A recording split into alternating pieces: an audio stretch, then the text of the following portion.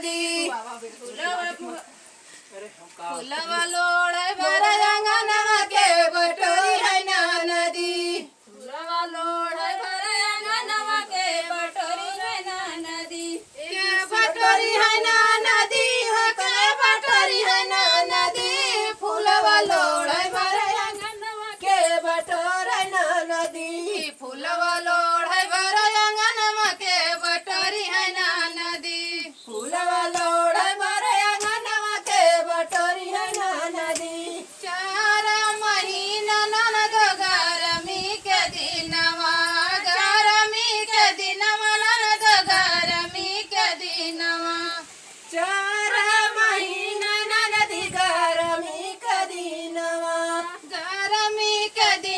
ननद गरमी के दिनवा तोहरे भैया बिनु बेनियावा के डोलाई है ना नदी हो तोहरे भैया बिनु बेनियावा के डोलाई है ना नदी के डोलाई है ना नदी हो के डोलाई है ना नदी तोहरे भैया बिनु बेनियावा के डोलाई है ना नदी तोहरे भैया बिनु बेनियावा के डोलाई है ना नदी फुलवा लोड़े भरे अंगनवा के बटोरी है ना नदी फुलवा लोड़े भरे अंगनवा के बटोरी है ना नदी फुलवा लोड़े भरे अंगनवा के बटोरी है ना नदी फुलवा लोड़े भरे अंगनवा के बटोरी है ना नदी 4 महीना ननदी जड़वा के दिनवा हो जड़वा के दिनवा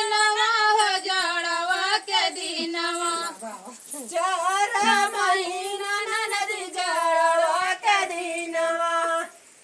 तोहरे भैया बिनु रजैया के ओढ़ाई है ना नदी तोहरे भैया बिनु रजैया के ओढ़ाई है ना नदी के ओढ़ाई है ना नदी ओढ़ाई है ना नदी तोहरे भैया बिनु रजैया के ओढ़ाई है ना नदी के ओढ़ाई है ना नदी के ओढ़ाई है ना नदी तोहरे भैया बिनु रजैया के ओढ़ाई है ना नदी तोहरे भैया बिनु रजैया के ओढ़ाई है ना नदी तोहरे भैया बिनु रजैया के ओढ़ाई है ना नदी तोहरे भैया बिनु रजैया के ओढ़ाई है ना नदी फुलवा लोड़े भरे अंगनवा के बटोरी है ना नदी फुलवा लोड़े भरे अंगनवा के बटोरी है ना नदी 4 महीना ननद बरखा के दिनवा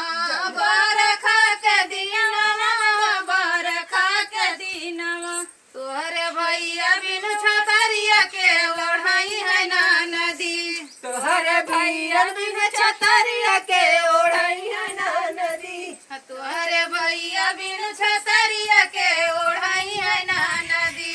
तोहरे भैया बिनु छतरिया के ओढ़ाई है ना नदी के ओढ़ाई है ना नदी के ओढ़ाई है ना नदी फुलवा लोड़े भरे अंगनवा के बटोरी है ना